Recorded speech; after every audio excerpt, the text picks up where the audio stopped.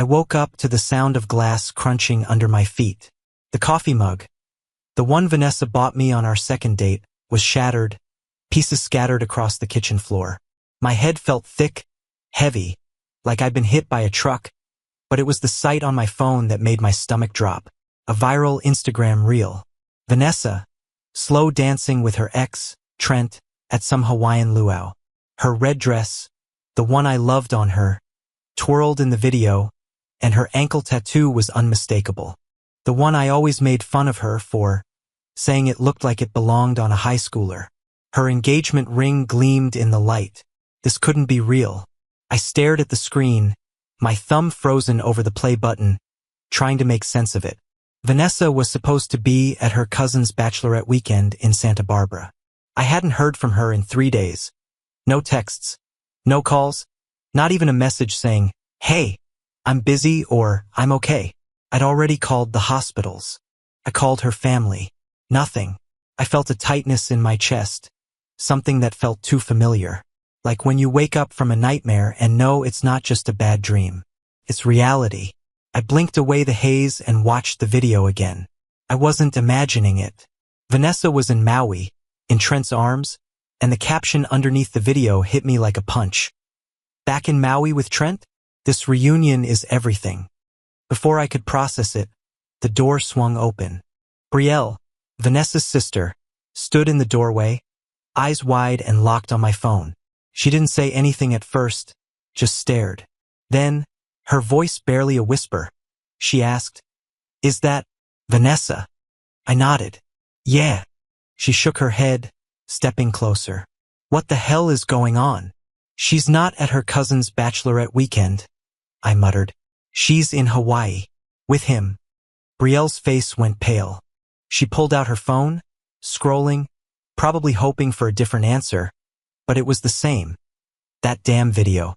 She looked at me, eyes filled with confusion and anger. "No one in the family knew she was going to Hawaii, Kyle. No one." I could feel my hands shake. I wasn't sure if it was the adrenaline or the hurt. "I'm done," I said, barely able to get the words out. "I'm done."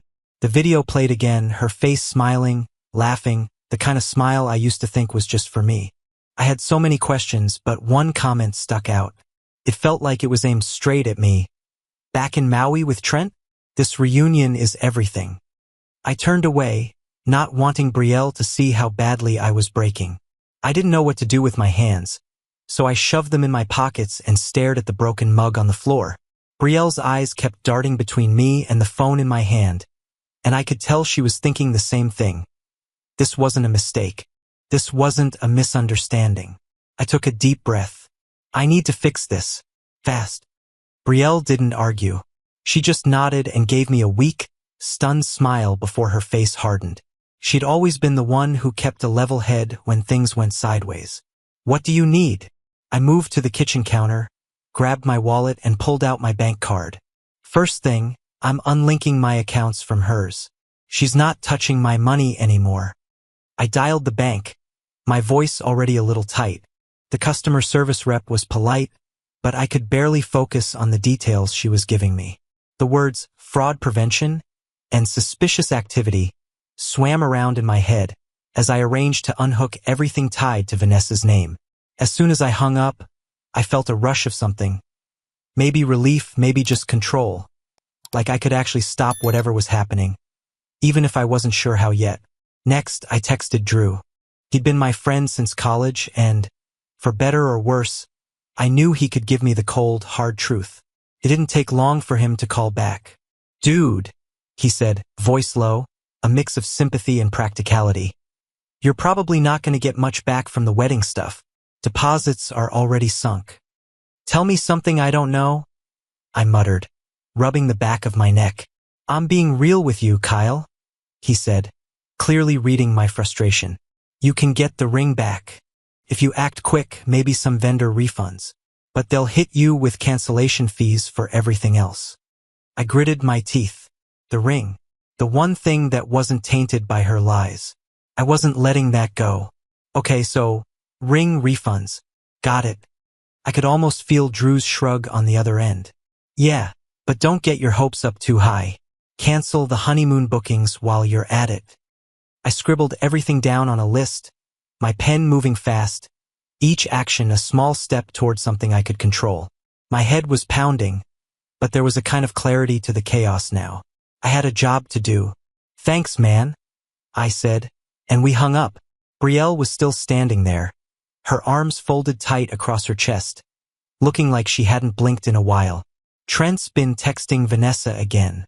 For months, she finally said, voice soft but sharp with hurt. I felt my stomach twist. How do you know? She hesitated, but then just said it. I've seen the messages. She kept telling me she wasn't talking to him. But I knew. I always knew. I stared at the list in front of me. What the hell did I even do with this? It wasn't just about the wedding. It wasn't about the money. It was about everything she lied to me about. I couldn't fix any of it. But I could make damn sure she didn't get away with it. I'm done calling her, I said. Brielle didn't say anything, but I could feel her watching me. I'm done trying to reach her. I've got to focus. I've got to take back what I can. Yeah, she said quietly. It's all falling apart, but you're doing the right thing. I nodded, but inside, everything felt raw. Vanessa had taken so much from me, and now I had to rebuild everything from scratch. But I couldn't let myself slip back into the same fog I'd been in before. This time I needed a plan, a strategy. I looked at Brielle, her face still pale, but her eyes hard. I'll handle the vendors. I'll cancel the bookings. You think you can get in touch with anyone else in the family? Anyone who might know more about this? She nodded slowly. I'll see what I can find out. I'll call her mom too. She'll want to know what's going on. I didn't know if I could take much more of her family right now, but I appreciated Brielle stepping up. With that, I turned away, my fingers clenched around the pen like it was the only thing keeping me grounded. There was no way I was letting Vanessa or anyone else keep me spinning in this mess. Time to take control. Around midnight, the phone finally rang. My stomach twisted when I saw Vanessa's name flash on the screen. I almost didn't pick up. Part of me wanted to let it go to voicemail to make her stew for a while, but I didn't. I hit answer, pressed the phone to my ear, and braced myself. The first thing I heard was laughter, distant, echoing, like she was at some crowded bar. The sound of ocean waves crashing against something. She was drunk. I could feel it in the way she breathed when she finally said my name. Hey, she slurred, her voice thick, like she was trying to keep it light. Can't a girl have some space? The audacity. That was my first thought. The fucking audacity.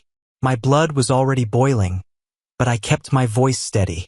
I wasn't going to let her see how much she was getting to me. Not yet. You've had 3 days of space, Vanessa. Where the hell have you been? She laughed again, but this time there was a defensive edge to it. I'm on vacation, Kyle. Relax. It's not like I'm dead. I took a deep breath, trying to stay calm. Not dead, right? That's exactly how she acted. Like I was the one overreacting. I could feel my grip tightening on the phone. You're in Maui. You were supposed to be in Santa Barbara. Why didn't you tell me about the trip? She hesitated. I heard the shift in her tone, like she was scrambling for an explanation. It was a surprise. Lexi arranged it. I wasn't planning on telling you about it because I just needed a break. Okay? Lexi set this up? I repeated, my pulse racing. Something felt off, but I couldn't put my finger on it yet. Why's Trent there? There was a long pause, just enough to let me stew in the unanswered question. Then she said, he just showed up. Her voice was tight, but she kept pushing through. It's not a big deal, Kyle. Seriously, he's just here for a little bit. No biggie. I squeezed my eyes shut. No biggie? Trent is your ex, Vanessa. You're telling me he just showed up to a surprise trip you didn't even tell me about? And you're acting like it's normal? She groaned on the other end of the line, clearly irritated by my questioning. We're not even... She cut herself off, then muttered, fine, I'll be honest. We're sort of talking again. But it's not what you think, okay? It's not a big deal. Just sort of talking. The words landed like a punch in my gut. You're kidding me, right? I snapped, my voice rising. You're sort of talking with your ex in Hawaii, while I'm back here calling hospitals and worrying about you? I didn't plan for this to happen, okay? She said, sounding more defensive by the second. Can't you just trust me for once? Trust her? My head felt like it was going to explode. I had trusted her with everything. My time, my love, my future. And this was what I got in return. I tried to keep my tone even, but it was hard. No, Vanessa, I can't. Not after all of this. Not after this. There was a long pause. Her silence was deafening. The waves in the background seemed to mock me as they rolled against the shore. I need you to come home and explain yourself, I said, my voice barely above a whisper, as if I were trying to hold myself together. But I need you to be honest for once. No more excuses, no more lies. She huffed. You're really doing this, huh? I don't have to explain myself to you, Kyle. I need space and you're not giving it to me. If you can't handle that, then what? I interrupted, my heart pounding. You want me to just sit here while you do whatever the hell you want? You're playing games, Vanessa, and I'm done.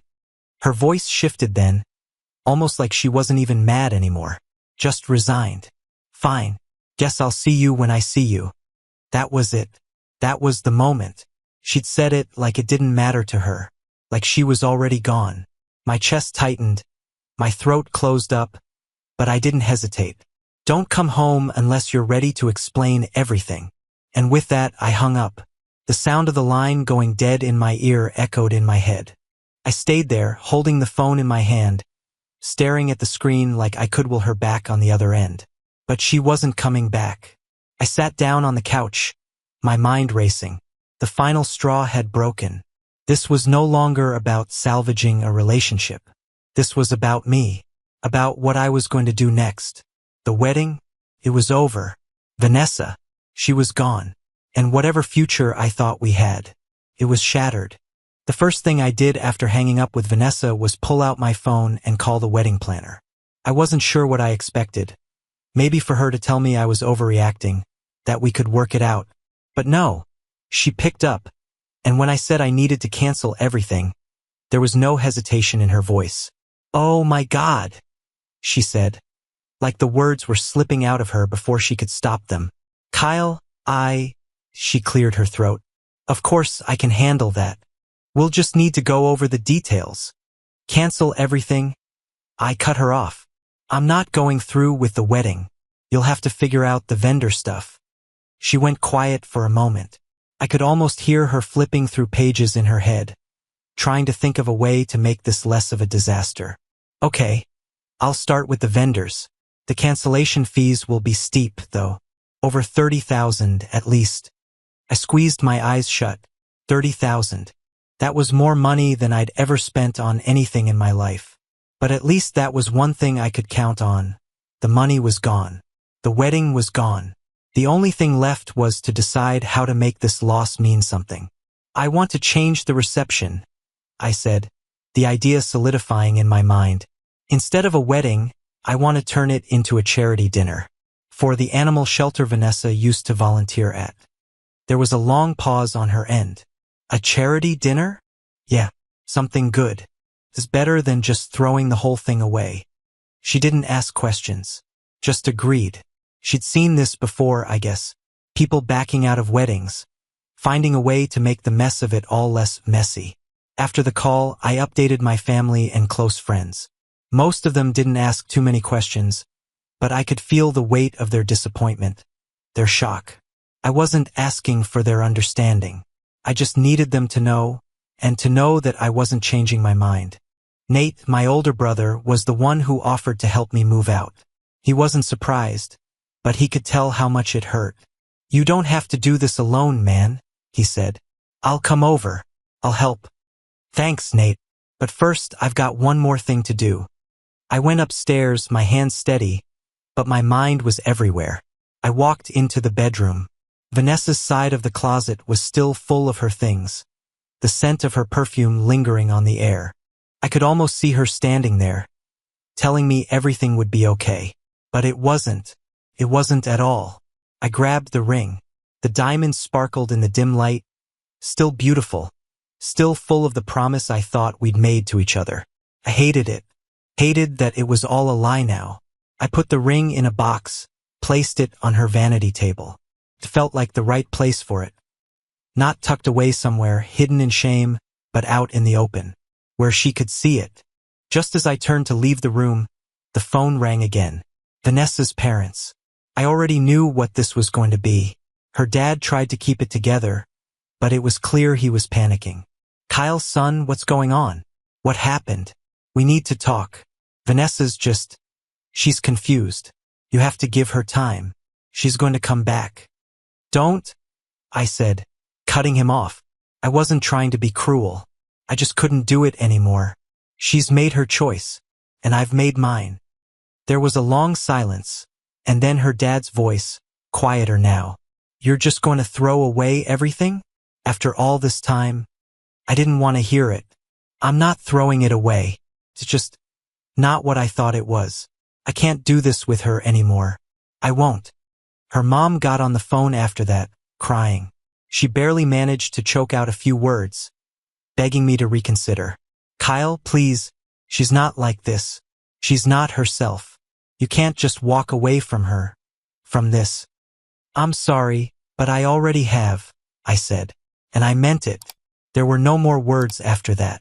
I hung up and stood there for a second, letting everything sink in. The phone calls, the canceled wedding, the ring sitting there, a symbol of everything I was walking away from. I walked downstairs and grabbed my jacket. Nate would be here soon to help me move, but I wasn't ready for that yet. I just needed a moment to feel the weight of all of it. The anger, the heartbreak, and the fact that the hardest part was still ahead. I was sitting at my desk, trying to focus on the emails I'd been ignoring for days, when the door to my office opened without a knock. Lexi stepped in, her arms crossed, a look on her face like she was about to scold me for something. Lexi, I said, looking up from my screen. What are you doing here? Thought we should talk, she said, voice tight, like she was holding something back. You've been making a scene, Kyle. A huge scene. I stared at her for a second. A scene? You're kidding, right? She didn't back down, her eyes narrowing as she stepped further into the office. You're acting like Vanessa did something that bad. It was just a trip, Kyle. You're being dramatic. I felt my blood pressure rise. A trip? In Maui? That's what you're calling it? My voice was low, controlled, but every word felt like it was punching through the air. She shrugged, like it wasn't a big deal. It wasn't planned, just a last-minute thing. You know how she is. She needs space, I cut her off. Space? She's in Maui with Trent. Lexi. Trent. Her lips pressed together in a thin line, and she stiffened. You're making too much of it. It's not like there. Why is Trent even there, then? I leaned forward, my hands planted on the desk. What's the real story, Lexi? She blinked, her eyes flicking to the side for just a fraction of a second. And in that moment, I knew. I'd hit the nerve. What do you mean, the real story? She asked, trying to recover. Her voice was higher now, a little too fast. I could hear the lie in her voice, the edge of panic. I mean, you set it up, didn't you? You're the one who got them back together. For a split second, she froze. It was just a tiny flicker, an eye twitch, a hesitation before she moved. But it was enough. I wasn't imagining it. It caught her. Her jaw clenched. You don't know what you're talking about. I stood up now, my hands balled into fists. I know exactly what I'm talking about.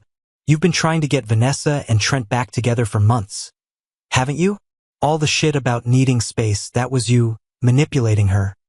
Her face flushed, and for a second I thought she was going to backpedal.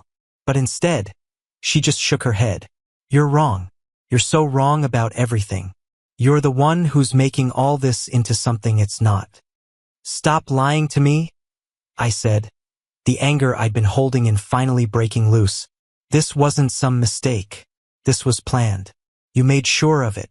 You didn't want Vanessa with me, did you? She recoiled like I'd slapped her, her eyes wide. You have no idea what you're talking about. I stepped closer to her, my voice low and deadly. I think I do. You've always hated me. Always. I'm the one who came between you and your little fantasy. Huh? Well, guess what? I'm done with both of you. She opened her mouth to say something, but then her face went red, and she just turned on her heel and stormed out of my office, slamming the door behind her. I stood there for a long moment, breathing hard, trying to control the anger surging through me. The door to my office was still shaking from the impact, the noise of her footsteps fading down the hallway. I was still standing there when my phone rang. It was Danny, one of Vanessa's guy friends. I didn't even bother to check the caller ID before answering. "What's up?" I said, my voice sharp. "Yo, Kyle," Danny said, sounding hesitant. "I just wanted to let you know you were right about Lexi." I leaned against the desk, my heart thumping in my chest. "What do you mean?" "There's more to this, man. Lexi's been pushing Vanessa and Trent together for months. She's always hated you. She never thought you were good enough for Vanessa, and she's been trying to break you two up for a long time." I didn't know what to say. The words hit me like bricks, one after the other. All this time, I'd been worried about Vanessa, trying to figure out what had gone wrong. But the truth was, Lexi had been pulling the strings behind the scenes. She'd been playing this game all along. "I knew it," I muttered, more to myself than to Danny. "This wasn't random." "Nope," Danny agreed. "It's been calculated. Lexi's been trying to get Trent back in the picture for months. I don't know what her deal is, but she was working behind the scenes, trying to push Vanessa back toward him." I sank into my chair, letting the information wash over me. I thought I'd been dealing with Vanessa's betrayal, but this was something else entirely. Lexi had been the real instigator all along. "Thanks for telling me," I said, my voice tight. "Yeah, no problem," Danny replied. "I just thought you should know. Be careful, man." I hung up and stared at my phone for a while, the weight of it all sinking in. I wasn't just dealing with Vanessa's lies anymore. I was dealing with something much bigger. And now I had to decide how far I was willing to go to tear it all down. By the time Sunday night rolled around, I was beyond exhausted. Every inch of me felt drained, but there was still something gnawing at me, something that wouldn't let go. I knew she was coming home, and when that door opened, I was ready. She walked in, dragging her suitcase behind her, like everything was normal. She didn't look sorry, didn't look like she'd been off in Hawaii with her ex. Hell, she didn't even look like she'd been gone for 3 days. She smiled when she saw me. "Hey, babe," she said, tossing her keys on the counter, her voice casual, like we were just picking up where we left off. I didn't respond. Couldn't. It took every ounce of control not to snap. I took a deep breath, stood up, and walked toward her. "We need to talk." She paused, a flash of confusion crossing her face, but then she nodded, her smile fading. "What's going on? You've been acting weird." She tossed a glance toward the empty space where the wedding stuff used to be. The catering brochures, the reception seating plans. All of it had been packed away, buried in the back of my closet. "Everything okay?" she asked, her voice tinged with suspicion now. I didn't wait for her to finish. "No, Vanessa, everything's not okay." I didn't even care if I sounded like I was shaking, or if my voice cracked. I was done with holding it together. "The wedding's canceled. Your stuff's packed. And you need to go. Now." She blinked a few times, like she didn't understand what I was saying. What are you talking about?" Her eyes darted around the room, probably looking for some kind of explanation for the words I was saying, as if she hadn't just spent the past few days rewriting our entire relationship. I felt a rush of anger that I could barely keep in check. "I'm talking about everything, Vanessa. The trip, the lies, the fact that you're back here like nothing happened. How long were you planning on lying to me?" She looked genuinely confused, or at least she tried to look that way. "What are you talking about? It was just one bad decision. I told you it's not like that with Trent." She took a few steps closer to me, her hands moving as she tried to explain herself, her voice rising like I was the one who was misunderstanding everything. "You're blowing this way out of proportion. One bad decision?" My voice was getting louder, but I didn't care anymore. "That's your excuse?" After everything? I stepped toward her, feeling like I was being swallowed by the weight of everything she'd done, all the trust she'd broken. You go off to Hawaii with your ex, and you don't tell me about it. You don't tell me you've been talking to him again for months. You don't tell me that he just showed up there? You think I'm stupid? You think I'd believe that? She opened her mouth to argue, but I kept going, the words coming faster now, like I was trying to beat the truth out of the silence between us. You didn't tell me about any of it, Vanessa. Not a word. You lied to me about everything. About the trip, about Trent, about us. Her face flushed, the walls going up. I needed space, she said, her voice defensive, as if I hadn't heard that excuse 100 times before. I needed to figure things out before being locked down with you. That's all. It wasn't a big deal. I shook my head, too angry to think straight. You needed space? So you thought the best way to figure things out was to reconnect with the guy you swore to me you were done with? And you think that's not a big deal?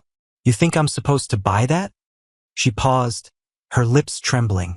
The calm facade was slipping, but she wasn't giving in. You're not being fair, Kyle. Her voice cracked a little, but she tried to steady herself. Nothing happened with Trent. Promise. It was a mistake. A mistake? Is that what you call it? Because you always say that. First, it was just one thing after another. Now it's a mistake. I ran a hand through my hair, trying to keep from losing it completely. I don't know what happened to you, but I can't do this anymore. You shattered everything. And it's not just the trip or Trent or whatever. It's everything, the lies, the broken promises. You ruined me, Vanessa. Her eyes welled up then, the tears spilling down her cheeks as she took a step back. I didn't mean to hurt you, Kyle. I didn't. Her voice was breaking now, a desperate crack in her words. I'm sorry. I made a mistake. I wasn't done. Couldn't be. Sorry isn't going to fix this. You're sorry, but you never once thought about me. Not once. I pointed to the door. I'm done. I need you to leave. Don't come back until you can actually tell me the truth. She opened her mouth to say something else, but the words stuck in her throat. She wiped her tears away, sniffing, but she didn't move. I said leave.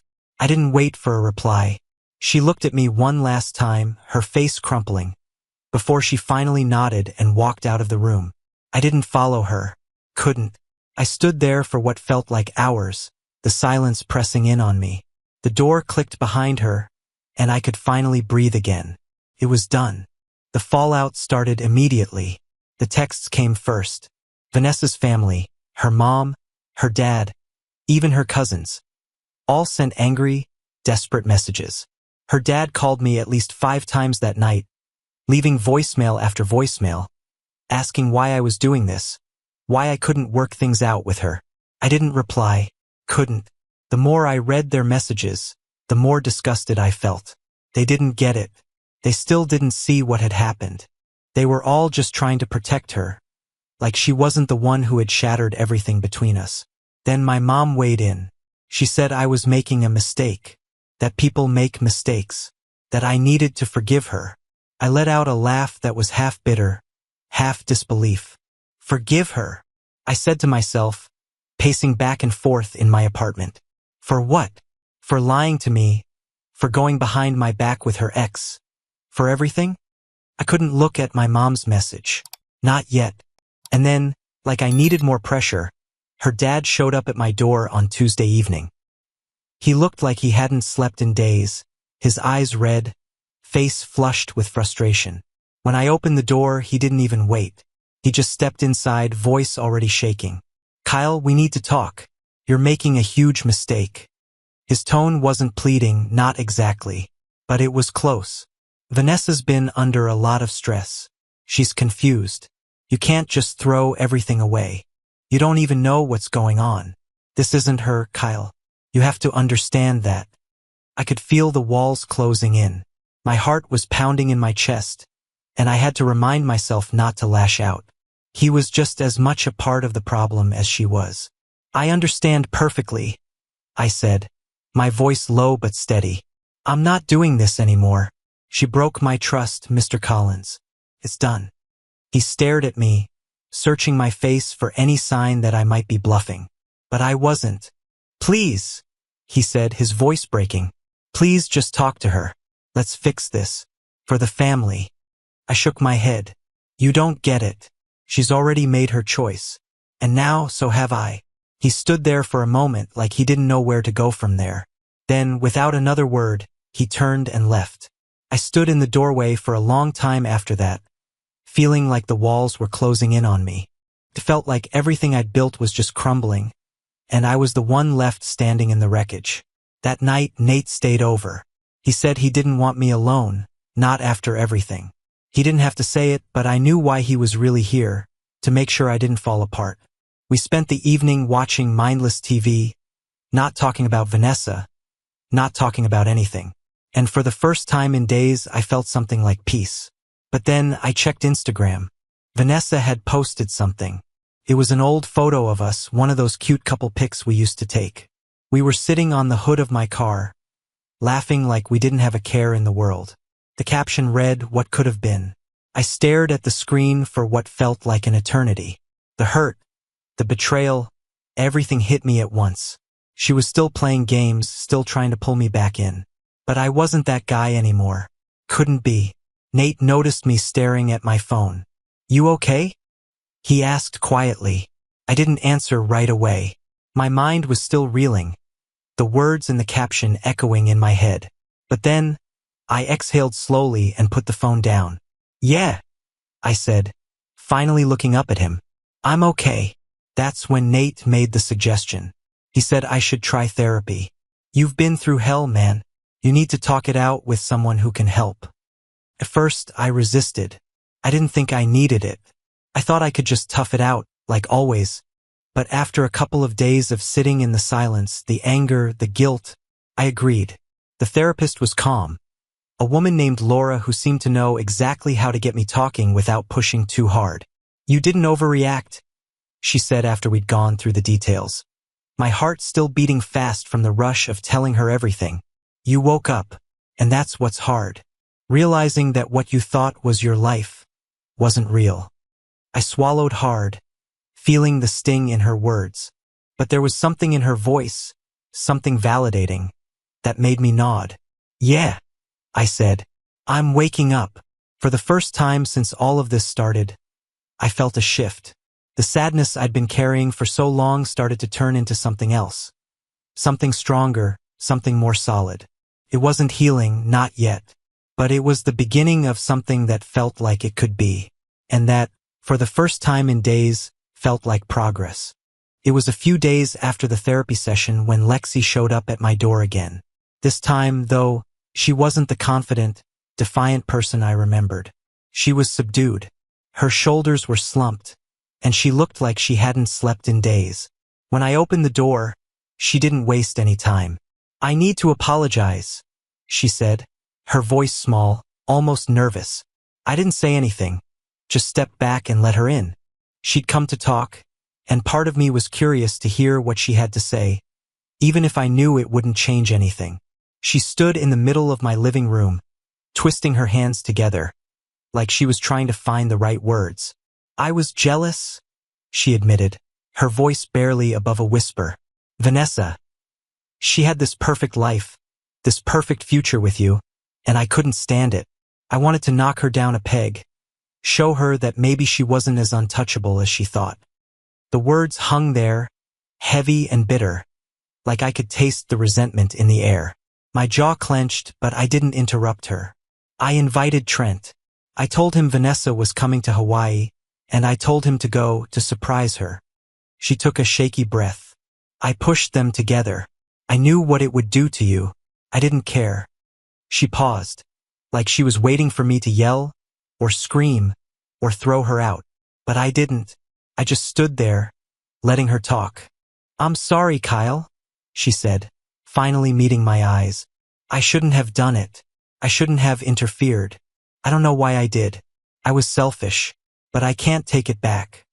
I didn't know what I expected, but hearing her admit it, hearing her own the manipulation, felt worse than I thought it would, like a knife twisting deeper. I could see how much she regretted it, but I also knew it was too late. "Thank you for being honest," I said, my voice flat. It wasn't relief I felt. It wasn't even anger anymore. It was just emptiness. I couldn't make her undo it, and I couldn't change the fact that I didn't want her anywhere near my life anymore. "You're not welcome here anymore, Lexi," I said, my voice steady but final. "I don't need people who would do that to me. You're not part of my life, not anymore." She nodded, her face falling, and without another word, she turned and left. I didn't watch her go. I didn't have the energy to feel anything about it. She was just another piece of the mess I was cleaning up, and I didn't need her dragging me down any further.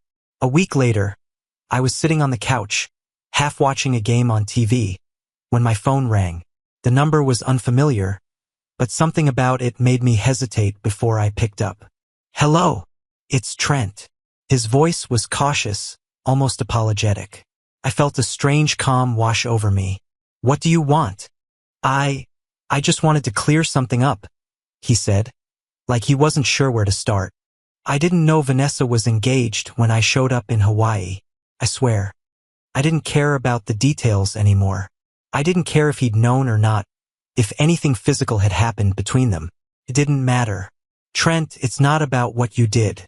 It's about what she did. What she chose to do. She made her decision, and so did I." There was a long pause on the other end, like he was waiting for me to say something more, something that would change everything. But I wasn't going to give him that. "I'm not looking for an explanation," I added, cutting him off. "I'm done. You should be too." He sighed. "I get it, man. I'm sorry for everything." "Yeah," I said. "Me too." I hung up and sat back, letting the silence fill the room again. For the first time, it felt like I was finally able to close the door on everything. On Vanessa, on Lexi, on all of it. What happened wasn't about what anyone else thought I should do. It wasn't about fixing anything, or getting closure from people who weren't even close to the truth. It was about me deciding what was worth holding on to. And right now, that wasn't any of them. I moved into the smaller apartment across town a few weeks later. It wasn't much, just a one-bedroom, some mismatched furniture, and the faint smell of paint still hanging in the air. But it was mine. No shared memories. No leftover pieces of a life that wasn't mine anymore. The walls were bare, and the space felt cold at first, like I hadn't quite settled in yet. But I knew it was the right choice. I needed to get out of the space I'd been in before, to start fresh, even if it felt like I was starting from scratch. The charity event for the animal shelter was a few weeks after that. It felt strange walking into a venue where we were supposed to be getting married, but it also felt right. I wasn't going to let that loss define me. The event raised more than $50,000 that night, and for the first time in months, I felt like I was doing something good. It was the best I could do with the wreckage of a wedding that never happened. After that night, I slowly started dating again. At first, it felt awkward. A lot of first dates that ended with a handshake or a polite hug. Nothing special. But then I met Heather. Heather was everything I hadn't realized I needed. She was grounded, curious, calm. The opposite of Vanessa in every way. When we talked, it wasn't forced. It wasn't like I was trying to fill the silence with small talk. She listened, asked questions, and seemed genuinely interested in my life. With her, I didn't feel like I had to prove anything. I could just be. The first time we kissed, I remember feeling like I could actually breathe. It wasn't a rushed, impulsive kiss.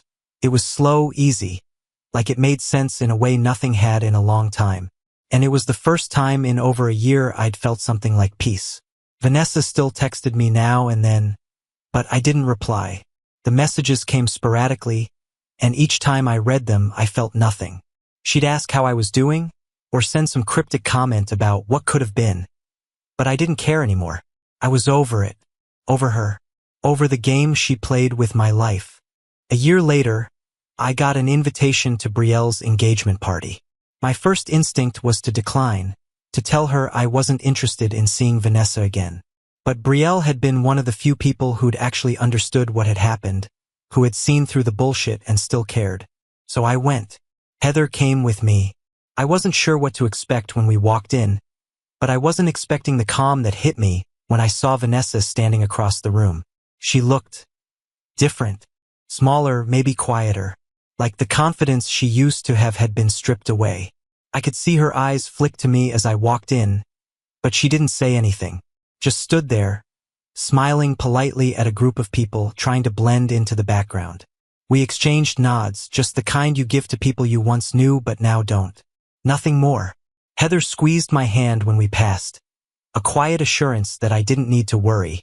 I didn't want to make a scene, and I didn't want to dwell on the past. I was here for Brielle, not for Vanessa. Vanessa didn't approach. Neither did I. We both knew why we were there, and we both knew the silence between us was all that was left. That night, I didn't think about her once. Not really. I focused on Heather, on the conversation we had, on the small victories of the day. When we left, I felt lighter. Maybe not completely free of everything, but closer. There was something about that night. Something about not having to chase answers or justify what had happened. As we drove home, Heather asked me if it was hard, seeing Vanessa again. I thought for a second, then shook my head. No, I said. It wasn't hard, and for the first time I meant it. It was a quiet Saturday afternoon when I ran into Vanessa at the bookstore. I'd gone in just to kill time, to find something to distract me. But there she was, standing in front of the fiction section, her back to me. I would have passed her by without a second thought, but something in me made me stop. She must have felt my eyes on her because she turned around. For a second, neither of us said anything. She looked different, smaller somehow. Her hair was shorter than I remembered, and her eyes were tired.